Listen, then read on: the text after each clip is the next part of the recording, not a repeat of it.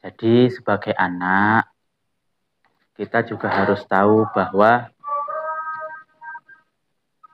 orang tua memberikan apapun kepada kita itu tidak mungkin memberikan yang niatnya agar anak sengsara. Tidak mungkin. Tidak ada orang tua yang pengen anaknya sengsara. Tidak ada.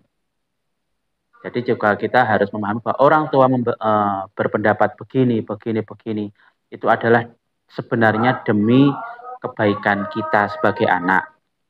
Itu dari sudut pandang anak. Jadi dengan kita punya pikiran seperti itu, kita akan berusaha memahami kenapa orang tua kita kok memutuskan begini. Dan kita juga harus tahu bahwa bagaimanapun orang tua kita itu tetaplah manusia biasa yang mungkin beberapa keputusannya kurang tepat.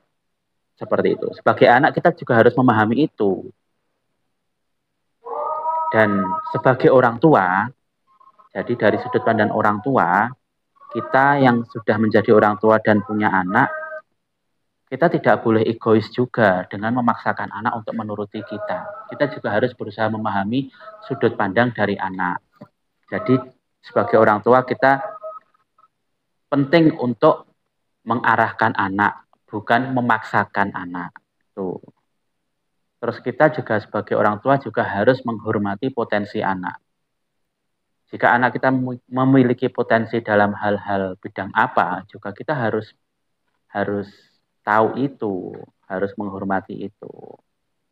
Dan yang penting kita juga harus memberikan cinta kepada anak, cinta yang tanpa syarat, nggih. Bukan cinta yang anakku tak kuliah nih dur-dur, besok nek aku tua aku ben diopeni anakku. Itu masih ada syarat berarti. Ternyata dia mencintai anaknya dengan syarat agar besok ganti investasi dunia. Tidak usah seperti itu. Anak punya kehidupannya sendiri, punya takdirnya sendiri. Kita sebagai orang tua, kewajiban kita adalah mengarahkan dan memberikan pendidikan yang baik. Juga kita sebagai orang tua harus menjalin komunikasi yang baik dengan anak.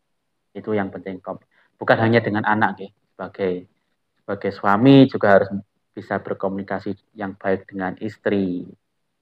Sebagai anak juga punya komunikasi yang baik dengan saudara. Sebagai komunikasi mungkin bisa menjadi kunci itu nanti.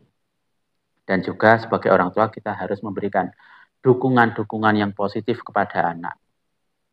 Kita juga harus mendengarkan, tapi juga kita harus memberikan dukungan. Seperti itu.